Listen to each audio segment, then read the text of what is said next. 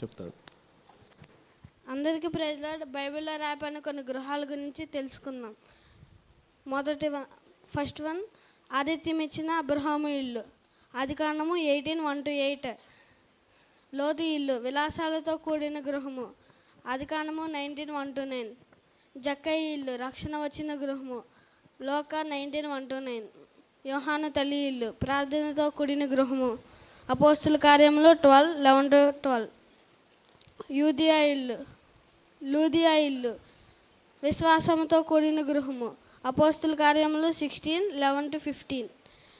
యోబు ఇల్లు కంచె వేయబడిన గృహము, యోబు గ్రంథము 1:6-12.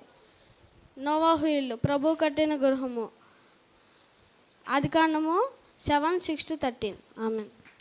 దగ్గరగా చేపలు కొడతారా?